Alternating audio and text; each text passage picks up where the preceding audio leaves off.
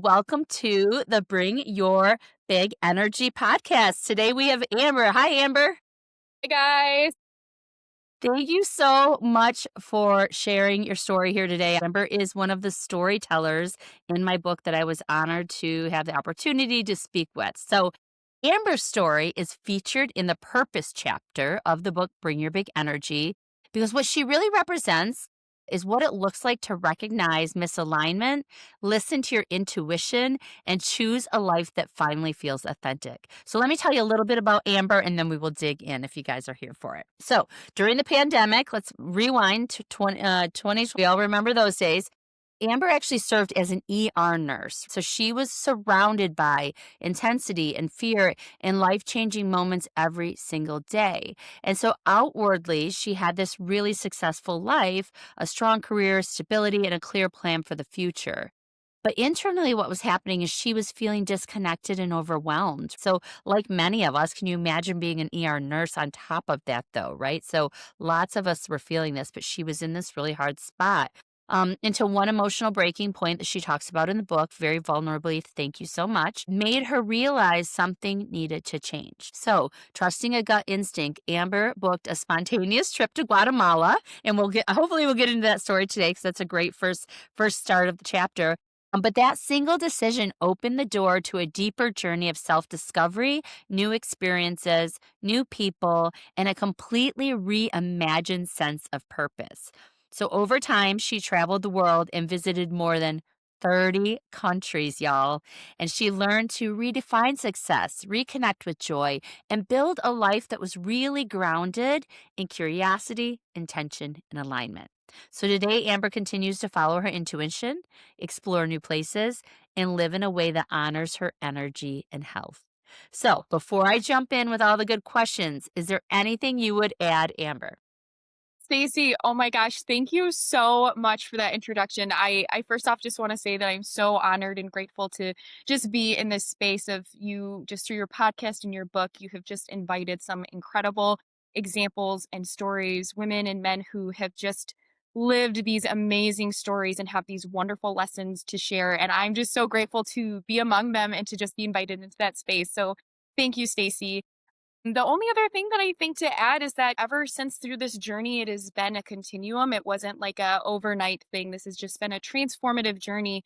And currently now, I'm in grad school and following that voice and intuition while still trusting the process and saying, what makes you happy? What do you want to do? What's your identity? And so I've been super blessed that an adjunct with my own personal goals, my career goals, that this is the 6th year where I've got to travel every single month, and grad school is still possible. Working full time is still possible. And so, yeah, I think that's the only thing I'd have to add. Thanks, Stacey. I love it. And now you're planning a wedding on top of that? And Oh, planning a wedding. Yes. beautiful. I love that. That's so good. And I think it's good for the listeners to know the texture too. So, Mhm. someone once said one time to me, protect what you value and you can make it happen. And I really think that you are when I think of you, I think you're such a testament to that, which I love and I admire. So, Thank you. you're welcome. Okay, so take us back. Tell us the story, how you tell it in the book-ish, if you want, about the pressure during COVID and kind of you have this moment, we have this breakdown, and what starts to unfold is it shows up to you that the life that you're living is not really a fit for you anymore, and you're becoming someone else. So can you tell us or take us back to that story? So where this took place, that the journey starts for me, it was right before the pandemic. And so working in the emergency department, I've also worked in a pediatric ICU. My job every single day is a testament that time is not guaranteed. And we see things where people who are young, who are old, who are healthy, it's a constant reminder that something can happen, whether that's a disease, a loss, an injury, money, so much can change. And you hear these conversations that people will have where, I want to do this when and that blank could be a multitude of things. When I have enough money, when I have the job, when I have enough PTO, when I retire.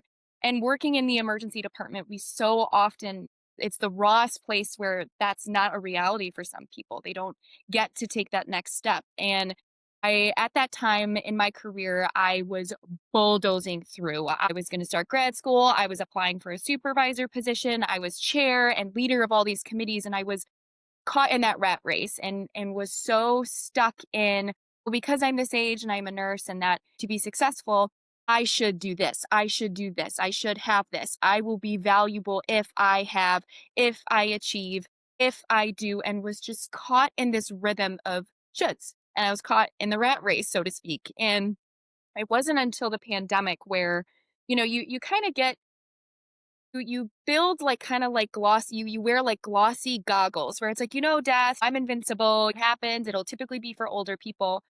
But working in the pandemic was the most raw, like my car, like so to speak, like I wasn't enjoying the journey. I was getting to that destination, and COVID was that smack. We hit the brakes, we had the crash, and it forced me to step out of that car and realize, like, what are you doing? Where are Mm, you going? And I would have conversations with patients. It didn't matter if you were young, if you were old, if you were vaccinated, unvaccinated, if you were healthy, unhealthy. COVID was such a risk that it could take anyone. And I'm watching this happen. I am face to face with these people and these dire and these most tragic moments. And I've so many men, grown men who were intubated or people that were close to my age before we'd intubate them or begin this intense critical care. I'll call a family member like once I'm extubated. Once this tube comes out, then I'll have the conversation and looking people in the eye and telling them, if you were my dad, I need to tell you this may be the last time that you could call someone because mm. there is such a risk we were seeing in the pandemic that once people were intubated, it was very hard to extubate them. And early intubation was one of the things that we eventually learned had harmed people. And so being in that environment and really just seeing how fragile and precious is, that was the closest that I came to that. And that brought me to my intensity point where I really had to think about what would future me that when I get to the grave, if I were to look back on my life, if I were to look back on all the things I did and I didn't do, what would I say? And I just hit this point where I knew that if I kept on this path, I would be devastated, that I would have missed. I would have blown by the journey and I wouldn't have enjoyed myself. And I may have gotten to the destination. And I'm not saying that it's wrong to have ambitious goals. I'm not saying that it's wrong to pursue your professional goals, your academic goals, whatever that looks like. But if you aren't asking yourself, what do you want? What do you enjoy? And placing your identity solely in those things, I knew for me that if I did that, I would look back and I would be very sad. And so that was at a point where I was living and in the city I was living in, the partner that I was with at the time, and just some of the things that I was doing, like on my weekends and how my time was spent, I realized the point that this is not enough. This is Mm. not for me, and I cannot live a life based off of shoulds. It needs to be based on what brings me joy, what serves me, and what brings me that happiness. That's so real, and I feel like so many of us feel like, and I talk a lot this about this when I talk about success, like, success is defined by what it's on paper that everyone has told us that we should do. And we even say in coaching, "Don't should yourself, don't you should yourself." And so at some point, your should yourself, like, your should had to have got less loud, and your inner voice must have got louder. And so do you remember what that, and I know it's been a minute, but do you remember what that process looked like?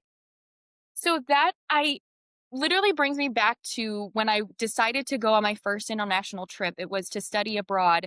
I can't even tell you where it came from, but it was almost this like intuition where it was a pull. And I couldn't tell you why. I couldn't tell you where it came from, but it was just a pull. And then that pull, you don't really realize where it's going to take you until you're there. And then you're like, oh my gosh, like I get it now. I understand. And it was just this pull. And I didn't know exactly where it was gonna take me, and then that started kind of like my evolution where that ball started to roll, and I knew that I needed to move out of that city. I had grown up in this area, I wasn't really being challenged or pushed in my environment, and I had kind of achieved everything that I could in that setting, and my friends were, getting engaged at the time, and I was like, "But, I don't have to follow that exact route." So, realizing that where I was living, that relationship, it wasn't enough, it was no longer serving me, I had to follow the pull. And I didn't realize until so it started in October of 19 or 2020, but the poll was to go visit a best friend in San Francisco. And I booked the ticket. I left 2 days later. And then when I started that like travel, I knew that, okay, this is something that brings me joy. And I want to be Mm. in this. I have to make this a priority. And I don't necessarily have to sacrifice my goals and the things that I was doing at the time, but things can shift. Let's move this around. And it started to just become this pattern of learning and how can I make this a core for me? How can I make this a part of my everyday or my monthly life? Like, what does that look like? And then that pull, it's even the pull that brings me now to all the travel and the new experiences and chasing my dreams in a different way. And I don't always know where it's going or where it's taking me, but that pull can be such a service to you. And I really, anybody that is in any situation that's, similar to something I've experienced, or you feel stuck or you feel like something isn't enough, it's okay to feel that pull and to trust it. You don't always have to know where it's going, but start taking steps, because if I look back and I had never changed, if I continued doing the same thing over and over, and if I hadn't made that, I wouldn't have what I have today. And I'm brought to tears sometimes when I reflect and think about it, that what life has given me and who it's brought in my life and just where it's taking me, that I am so grateful for that voice. That voice changed my life, and I'm forever indebted to that voice, to that pull. Oh, I love that. I love this notion of pull because it's a very, I can visually get around that. Like I can see you almost like it happening. And I want to get to the learnings because I know you've learned so much along the way. And we are going to get there. But first, you said something that's really interesting. So many things, but big goals versus adventure. And I think what happens to us, and I just was coaching a client this morning on this, is she's like, I'm all or nothing. I was like, girl, I feel you. I am all or nothing too. Like someone says 80-20, I'm like, that's not for me. But I've worked with myself personally. I've worked with a lot of clients that we practice a lot of work on and. And I have people who I coached years ago and they have sticky notes on their computer that just says and. Because what if instead of or it's and? And so when you think about your big goals, because I know professionally, I mean, you're being very humble, but you've done a lot of amazing things professionally too, versus a life of adventure. How do you think about and being able to hold both true? So once I started to realize for me what travel brought me, because vacation to me isn't like I go on a trip and I check off and, like lights are off, I check out and I'm just here sitting back having cocktails. Those trips are fun to have. But for me, because it was when I go on trips, like I seek to learn, whether that's meeting new people, learning new cultures, trying new foods, like taking classes on whether that's like dancing or cooking or pushing my body physically. When I bring it back to what I'm learning, that and adds to it, always adds to. And in that, because some people, I think, especially with travel, specifically to that, people say, well, it's expensive. Oh, well, how could I achieve that when I don't have as much PTO, or, well, the budget doesn't work? For me, as I've traveled, no trip is the same. Certain trips are a little bit more same style, but when first you'll take me, for example, when Jake invited me to Guatemala of all countries, that was a country I'd never heard of. I wasn't super into Central and South America other than Mexico. I'd been to a couple all-inclusive resorts and that's what I knew, that's what I was comfortable with. But had he not invited me to that trip, it was one of the most budget-friendly trips. It was one of the easiest trips I've ever been on to plan and to navigate, because travel can be intimidating, especially when you look at how would I get there? How would I book a plane ticket? How would I figure out, travel, transportation? I don't speak the language. And I mean, to me, in my first trip, I panicked having to book a plane ticket. It sounds so simple, but I didn't know No. how to have someone show me. And now here I am where I can plan, we're working on planning a 2 month Europe trip. And it's this constant learning and the lessons that I've learned. It's that and is an adjunct with my life, because it's taught me so many lessons that I'm going into healthcare leadership, administration, and innovation. And so much of what I've learned in my travels, to be adaptable, to be flexible, how to talk with people, how to overcome difficult situations. For example, I got to the border of Bolivia and Shane and I got turned away. They wanted that this group of people had to have the yellow vaccine, fever vaccine, and we didn't have it. We, per like their embassy online websites, so they had said that this was it was not a requirement for us at that location. For some reason it was. We could have had a total meltdown and like, oh my gosh, we're stranded. How does this work? Because the overnight bus left us there. And it ended up, one of the lessons that I learned was like, it's okay.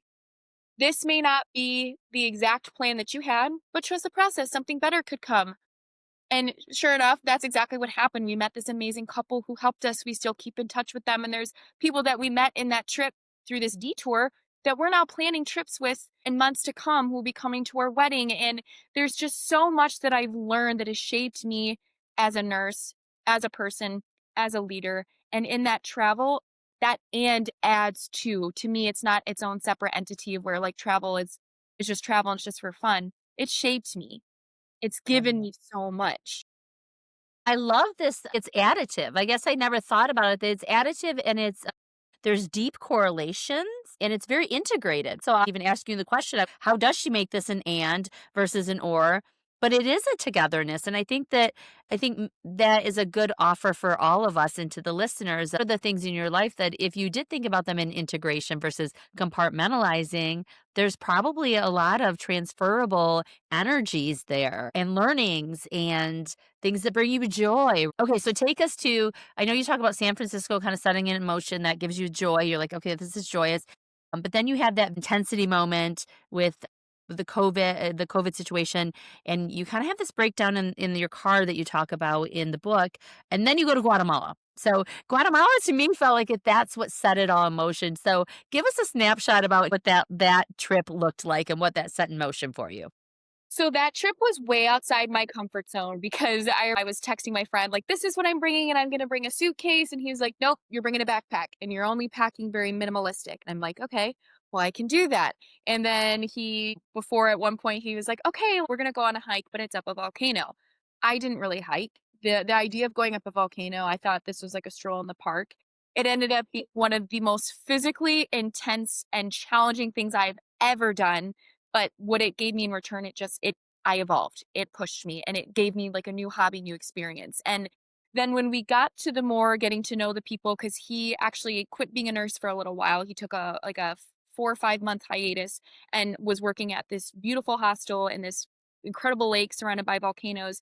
And we were just there for a few days and I was meeting people. And when I was talking with people, they were all relatively close to my age and they were all people from all over the world, but there was a big group of people from like Canada and the United States who quit their job and were doing very simple jobs in the country or started their own business. And when I was talking to them, I the there was almost like this divorce that was happening in my mind with this mentality because I was caught in that rat race of this is what they should be doing. And to see that their happiness, where they were compared to where I was doing the shoulds and how unhappy I was compared to those who were totally doing something different and were significantly happier than I was. And there was a conversation that I had with he was from the Netherlands. He became a good friend of mine and we stayed we would travel together and did some trips together in the future, but he asked me this question and I just remember being like, my God, I think I've got this wrong. He asked me like, tell me about yourself and like, what do you do? What do you want? And I had this like, it was a spiel that I gave everybody. I'm a nurse. I want to go to grad school. I'm preparing to do this. And then this is what I'm thinking. And it was just this rehearsed speech. It was that speech that you tell people, this is my pitch. This is who I am. This is my plan. And he looked me in the eye and he was like, well, what do you want? Is that what you want? Oh, yes. No one Yes. had asked me before, and I was like, "Actually, I don't know. Yeah. I don't know." What do you think changed for you in that moment? So, was it the way he asked you, or was it being in this strange, different land? Like, what was it that really made you go so deep inside in that moment, do you think? The happiness and the ease that I had just felt in that country with those people and seeing that that happiness is achievable and it's not necessarily that narrow path, that rat race path. These people were doing things that were completely different. I was totally naive that people leave the US but I was surrounded by rat race people. I was surrounded and because of what I was reading and inputting the environment that I was inputting in my surroundings, that's what's kind of telling you and feeding you this is happiness, this is what you should have, this is what you need and your value will come from these things. And being around people who were so outside of that and seemed happier, I was like, if they can do this, I can find that happiness too. And it doesn't have to be this path. And then that became just one of the most pivotal points where I realized, like, I don't necessarily know exactly what I want. You still know I want to accomplish those professional goals. That's what I'm privileged to be doing now. But I don't have to make that my identity because that's really all that I had to say about me. Yeah. Where have you traveled? What have you done? And I'm like, I've been to an all inclusive in Mexico. Yeah. I studied abroad in India. There was some other things I could say, but I was like, I need to grow. There's more to learn. There's more to see. There's more to eat and breathe. And I feel like I just wasn't breathing the right air. Yes, yes. I so totally agree. And I think that comes from, so for you it comes from travel. For other people it comes different experiences. So it could be you name the experience, but I think the common thread is moving incredibly outside your comfort zone. And so I would love to hear your advice on this because there has to still be, and I know in Guatemala you said it was very outside my comfort zone. You've been to 30 countries now. There has to have been a lot of times that you were outside of your comfort zone. And what have you learned about yourself in those moments? And what advice would you give people? So being outside of your comfort zone, I would have to say for people as tough as it is, it's essential. And a lesson that where I actually read a book about it and I'm learning in grad school and it applied with my travels is that true success, whether that's in leadership, projects, innovation, or personal growth, it comes from working with people who are different than you. There is research that goes into like productivity of teams, and teams that have identical perspectives, identical roles tend to have lower project outcomes, lower productivity. And so for me, I first heard that, lived and breathed that, and learned that through traveling outside my comfort zone. And then now seeing how, like, not just through literature, but how I can integrate that in my life, my perspective and the things that I like to do has changed. And, for me, like, I like the phrase, I'm not going to yuck somebody's yum. Because Oh, for me, like yeah. some people going to an all inclusive or, going to Disney World or going to Florida to the beach, that's their happy place. And if that's what makes you happy, if that's your sacred space, by all means do it. I don't I wouldn't encourage everybody, to go hike a volcano or, to go to a third world country or, going to a place that, when you hear the name, you're like, what, I would never go there. But for me, that changed my life, and that was something that I needed. And so anybody that, is ever in that position where I'm uncomfortable, I don't know if you should. If you don't take the risk, then you will never know who you'll meet, where you'll go, or just how your life can be transformed. And if anybody has just like that pull to try it, trust the voice because I promise you, for me, I am so blessed that it has never led me astray. It has given me everything that I could have hoped for and asked for. And for me, going to places that I felt uncomfortable or doing things, hiking things, trying things that made me feel uncomfortable, it showed me, yes, you can. It showed me you may be tired, but yes, you can. And it's Mm, something that I can apply now planning a wedding. We were at the point where we were, do we do grad school? Because grad school, it is a big financial investment. And then for yeah. me, I got accepted into the University of Michigan. So out of state tuition, I was living in Washington at the time. It's like, if I do this, I will sacrifice travel. And then it was that voice. It was that voice that said, you can do it. You can still do it. Mm. It's possible. And I trusted the poll. And it didn't work out exactly how I planned, but thank God it didn't because where it's taken me and where it took me, it's it's exactly what needed to happen. And I know that. Oh, I love that. You always talk about, every time we connect, you talk about trusting the process. And I think that's the best advice. And so, how does that show up for you in terms of trusting the process? Because even what you're talking about right now, all great, fun, amazing things, but there is got to be some sort of a trust in yourself and the process that it's all going to happen amazingly. How do you think about that?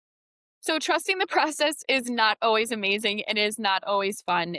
For me, like it has come with some of the highest of highs when I get to that outcome, but in that process comes with some of the lowest of lows. And this, should I have done this? Am I crazy? How is this going to work out? How am I, how could I, should I have gone back? And for me, I'm a big believer and, for everybody, faith looks a little bit different. I have a very strong faith-based relationship with just like my spirituality and I am a big manifester. So if you Mm. want something to happen, pray about it, think about it and manifest it. You speak it into existence and when you the hugest thing for me is I'm a very proactive person. I'm so blessed that people, when they talk about me, they say that I'm dedicated and that I'm driven. But one of the things that's hard for me, and I have to get better about doing this, is when I've reached my limit, it's okay to ask for help. Or it's okay where it's like, I know I'm supposed to go this way, but I don't know how. I'm feeling stuck and I know I'm supposed to go here. and asking for help, asking for people, what have you done in networking? And even, I mean, like our conversation, Stacey, when I was like, do I do the grad school? Can we make this work? And you brought me back to that self assessment, that really, that being in tune with your desires and your goals, and shifting and saying, what's your priority? And I was able to say, travel's still a priority, grad school's a priority, working's a priority. And we figured it out. Yeah, to protect what you value, absolutely, absolutely. So, you're talking about community is what I'm hearing, like, have people that you can also have show up for you and proud to be part of your community. I know you have a lot of great people in your community, but there's also people, that hate is gonna hate, like, and what you're doing, so you're traveling now every month, and so you've been doing that for about 6 years. You must have people in your atmosphere that are like, "Girl, what are you doing?" Or why are you doing that? What do you feel about other people's opinions, and how do you work through sort of those comments and what people say? So that is something that I get all the time. People will say, do you ever work? Or you had these goals. How could you push them aside? And or people are just saying, I would never go where you went. I would never do that. I could never. And I like to challenge people and say, like, it's possible. And again, like, I won't yuck someone's yum. That may not be appeasing to you, and that's okay. And Stacey, in this podcast, there's a phrase I have, but it involves the F word. How would you like me to? You can go for it. Yeah. Okay. So then, Stacey, when it comes to, and I want to apologize about this phrase because it's a little harsh. It just kind of came to my mind, and it's the philosophy of the five F's. And unless they are involved with your financials, unless they are close family, a best friend that you respect, or unless you are in close relationships and you are fucking them, sorry, in a really close relationship with, then I bring that back to fuck what they think. And Oh, yes, that's so good. that mentality of when I get to the grave, I've been around a lot of death. I've been around elderly, middle aged, pediatric, newborn death. And when you're in that space, I'm having conversations with people, I'm hearing the conversations around in the room. At no point does anyone ever talk about what someone thought about them. At no point in the dying process does anyone ever think or talk about, oh, I wish I would have worn this, or it's always about the people in the room, about the people that are closest to them who show up and who matter. And so for me, I am very respectful and tight with that space, that for me, it's only my core people, the four F's that make up that fifth, that mentality, that's what matters. And my life, for me, it's not about what it looks like to other people. It's about when I look at it, what I've done, what I'm doing. Am I proud of that? And will future Amber be proud of that too? And I think so far she's gonna be pretty dang proud. Absolutely. I think that's so true. This is what I play in my head every day when I don't wanna go to the gym, which is a lot of days. And I'm like, "You know what? The girl that you wanna be, that you're gonna be so proud of in X amount of years or on your deathbed, she goes to yoga, girl. She does spin class. She takes care of her health. She prioritizes trying to live longer on this planet for her children," right? And so I think that's such a great way to look at it, right? Because what do we want this end? And no one really wants to think about that end, but it's really important to say, like, if I was going to write my own eulogy, what would that look like? And especially having been a person that's been very close to death personally, I've said openly to people and to my therapist this week, I don't regret a thing. And that's powerful because So there's a powerful. lot of ways you can regret a lot of things. But if you lead with your purpose, which I've always done, if you lead with what you care about, if you lead with listening to your intuition, back it with data if you need to, of course. But at the end of the day, then you're not going to have those regrets. You're going to know that you leaned into exactly what you were meant to be leaning into. So, Exactly. okay, so now I want to get into the learnings. What have you learned along the way? I know we had this great conversation one time and you're like, at this place, I learned this. And it was just so, the self reflection was so interesting. And I felt like I was learning through you. So I feel like our listeners could take a lot from that too. So, out of 30 countries, places you've been, what have you learned along the way? Oh my goodness. We would probably need like at least 4 more Right. hours to talk Yeah. about the things I've learned, but I think to give away some of the takeaways. For example, when I studied abroad in India, it was through a nursing, community health nursing course. And when I got there, I've been upset when I've gone to a doctor's office and I had to wait for my appointment, or, I go at work, I'm like, oh, we don't have this. Like, this is so frustrating.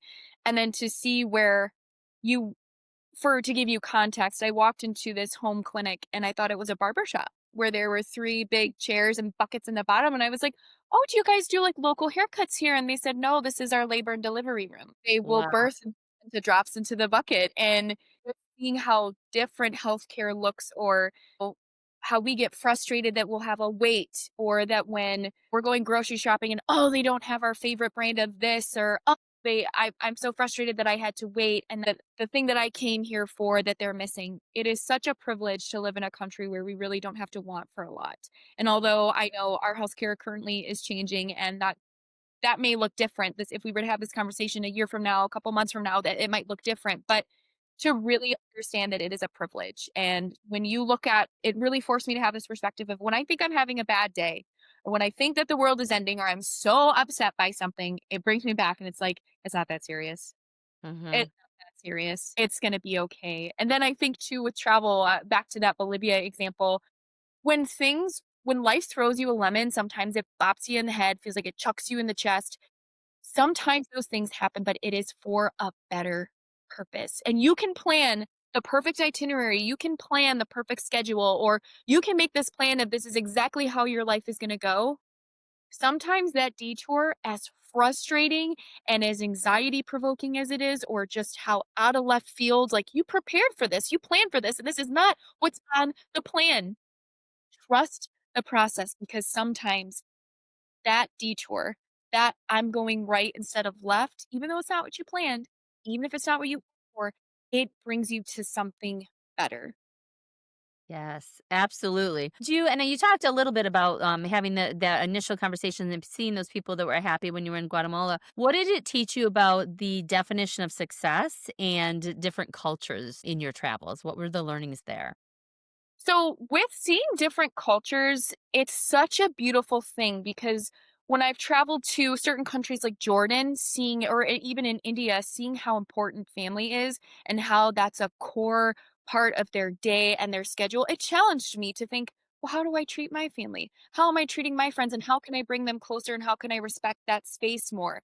But then going to like hiking in Chamonix in France and in the French Alps, those hikes were super hard, but well, how can I push myself? This is telling me that I need to be stronger and challenging myself and finding more opportunities. Moving across to Washington State, living in Seattle, it was such a liberal focused city where I'm like, how can I see how these people think? Where's the middle ground and seeing these different political views coming from somewhere that's a little bit more conservative. And it expanded my thinking, it expanded my personal growth and my own philosophies, and it really challenged me.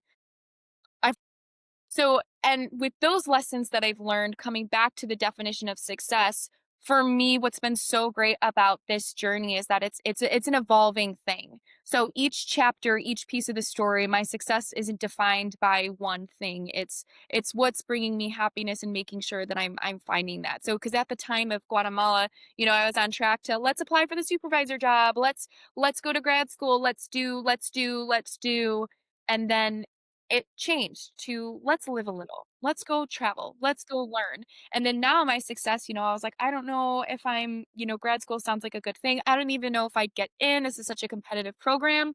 Well, this was the perfect time. I got in. And then the lessons of like, well, how finances, how would that work?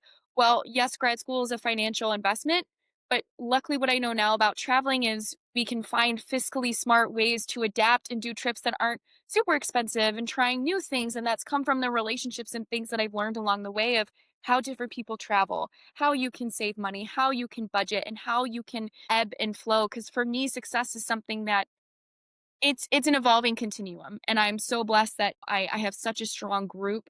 I now have such a my partner, Shane, he is just such a wonderful piece that has helped amplify and made all these things possible. So success to me, it looks like coming from new challenges, new things I'm learning, meeting new people, new connections, and of course it's travel, and it gives me so much. So to me, I think I would say right now, although tomorrow it might change, that's what success looks like for me.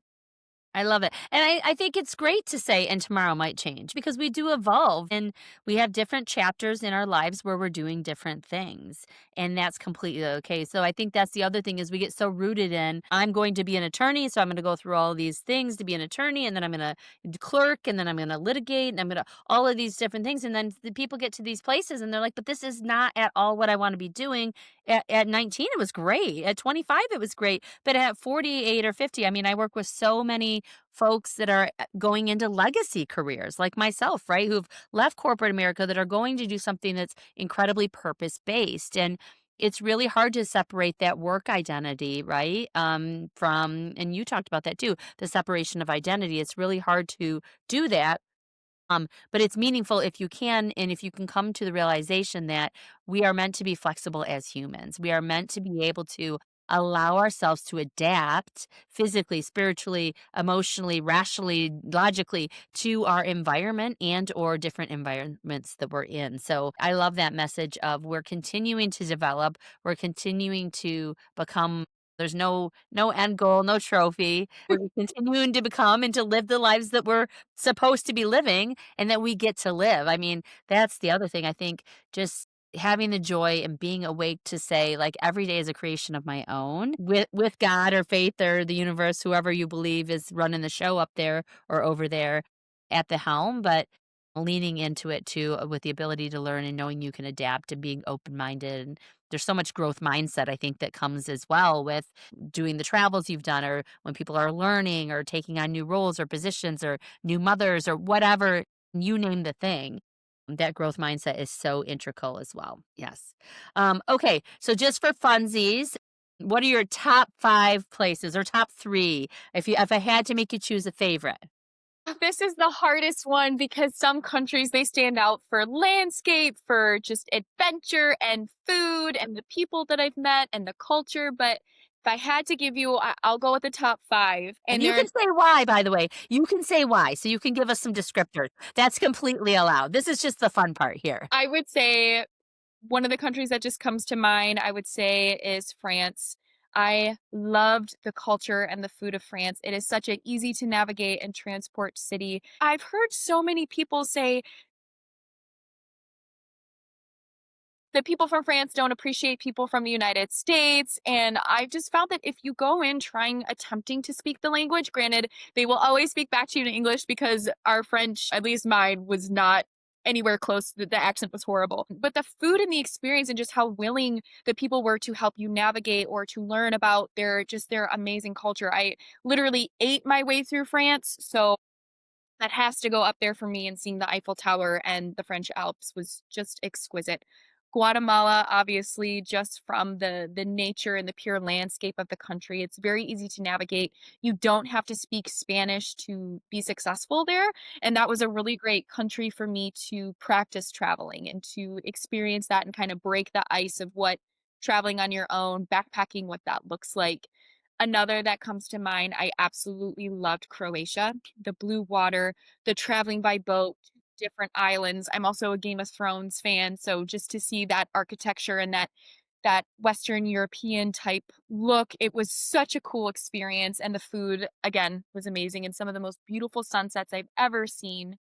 The India study abroad trip, that was, I would say, by far the most uncomfortable I've ever been on a trip because it was my first big international trip. It was a culture that was so new to me. You know, the hygiene is different and their way of living is just different, but that was a trip that I think if anyone's looking to gain a new perspective or to understand how life can be so different, that is a great place to start. And then I think it's so tough, but I'm gonna give you one more, and I would have Okay. to say Japan. Food is great, and the culture is a very respectful culture, and it's just such a it's so different than what we're used to from how greeting and the bowing and the simple conversations and being very quiet. It's a quiet culture, especially in public spaces, and to, from the US, we're very loud and energetic and, "Hey, hi, how are you? Good morning." And they really the culture will challenge you to be a little solitary in a sense, but they are always willing to help. So it was just a different way to shift like how I'm present in a space and how I should behave in a space. And I think that's just a great place to start and to challenge yourself. Well, and I think too in Japan, I can relate because I was only in Tokyo, so I didn't go to some of these other beautiful cities I know outside of it. But I did a little research before I went just to know what the customary kind of things were. How much research do you find yourself doing ahead of these trips? So some trips I will do all the research and some I just show up. If it's a country where Perfect. I know, like from what I've heard, where okay, like you it is very important for you to be successful, like countries that are more like Muslim. As someone who is not Muslim, I find it really important to know what locations is it appropriate to wear a hijab? Where is it appropriate? Like what length of skirt? Are short sleeves permitted? I've traveled with people who have gone to spaces and they're very ignorant to that, and it's uncomfortable, and it's to me I find it disrespectful. I respect that space, so I always want to make sure that if it's a country that I've heard or I'm worried about, that there could be something that I wear, how I speak or what I say could be perceived as disrespectful. I will always make sure to go out of the way to check that out. And then there's some countries where I have no idea. And so I love, for me, like I love posting on social media and using Instagram as like a conversation tool because I'll post, "Hey, I want to go here. Has anybody been?" And I would just over traveling, I've made some really close friends where they travel for work or it's a part of their daily routine and they'll say, "Yes, I went here. This is what you should know." And just cuz that's one of those other parts where it's like that's where I need help. That's where I need to pick other people's brain. And one of the things I picked this up in Seattle just because their library section is so huge. I got my library card and I'll check out books and say, okay, and they're the travel books that are designed for specific countries are really helpful. The ones that are up to date because they will explain culture things, make restaurant suggestions, or point out things where you're like, oh, I would have never thought about that. I wouldn't have known that. And then when I don't kn I've gone to a country where I don't know anyone that's been, I do a little bit of research and then pack my bags and I show up and talk to locals and pick their brain and go from there. You're so right. There's something to be said about the respect piece of it 100%, but there's also a lot to be said about not over planning it. And so you can actually experience the diversifications of the culture and just being in it without having a go, go, go, go. So I completely love that. Okay, so what's next for you? So the next trip is back home for the holidays, and Okay. then I ended up winning like a weekend stay for you could pick like between ten different cities, big cities in the United States. So we're going to do a quick trip to San Diego. I also want a cruise. So we're going to the Caribbean, I think, or Bermuda. And then we're going to a destination wedding in Scotland coming up in June. So we've got some stuff every month. The thing that I will say for me, I'm so blessed that ever since that San Francisco trip where I made that goal. We're going to travel as much as possible. And then as I opportunities came from meeting people, changing my environment, moving cities, I realized I was traveling every month and keep this up. And it wasn't always international. It was sometimes going to a city I'd never been before, staying the weekend in a nearby state, going across the country or going across the globe. It's looked different every month, but now that it's a part of my daily routine, like it's possible. So now, like, we are so blessed where we, especially just meeting Shane, the opportunities to travel, being in a relationship with someone where travel is a part of their everyday, it's a part of their dreams. We've really helped push each other because when we first met, the type of traveling that we like to do wasn't very similar. His was more hiking outdoorsy, mine was going to Europe, going across the globe. And now, in like our rhythm that we've had, it's we got a Jeep that we're going to go camping in and we're going to camp in the Grand Canyon. And then it's, oh, well, this month we're going to go to Hawaii. And then the next month is, let's check out the national park over in Utah. And then we have a destination wedding that we're going to in June. And then I ended up winning a cruise and I won a weekend getaway. We're going to go to San Diego. So it's just this rhythm. And once that ball starts rolling, it's hard to stop it. And I don't want it to stop. And I'm going to do everything that I can to keep it rolling. And even if it steers right, even if it steers left, or even if it meets a bump in the road, that's okay. I'm trusting the process. And I think one of the biggest things, it does not have to be travel. It does not have to be it can be how you apply to anything in life. If Mhm. your narrative is focused in your narrative, your choice is to see it as that this isn't for me, that this is a negative, that this is an obstacle, that everything is bad. That's going to be your outcome. But if you change your narrative that this is something that could serve you, that this detour could be something better. For me, that has been a monumental lesson and just how I've applied that to anything that comes my way, whether it's good, bad, or ugly. The universe, I'm a firm believer that if you put good in, you get good out. If you eat good, you do good. If you surround yourself with good, you get good out. And so I implore and I wholeheartedly, I want to shout it from the rooftops to just tell people to trust that process, trust that voice, trust that pull. And what you want, it's possible. I love that. I love that. Okay, my last question for you, and then I want to make sure that people, if they can follow you, they want to follow you because, ooh, I love following you. Okay, so what advice would you give someone right now? And I love that you said it applies to anything. So, right, this isn't just travel because again, it's not for everyone, but travel is amazing. But there's so many different things to explore. What advice would you give to someone right now that knows that they need to do something different with their life, but they're too fearful to make that jump and live into their purpose? So this first exercise that I had a best friend, she did something similar, and then I actually followed suit. The first thing that you want to look for is, so I would, and this is going to sound weird when I say it, but have Chat GPT make you a picture of what you would look like in the future when you're 80, 90 years old, Okay. and that picture close by. And when you come to make a decision, when you come to a challenge or something you're afraid to do, look at that picture. Go back to that picture and say, what would future me do?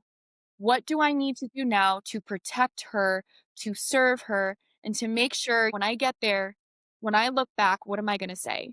And that's been a big guider for me in my decisions. And anyone that you have to understand that trusting this process, it comes with highs and it comes with lows, and you can't plan everything.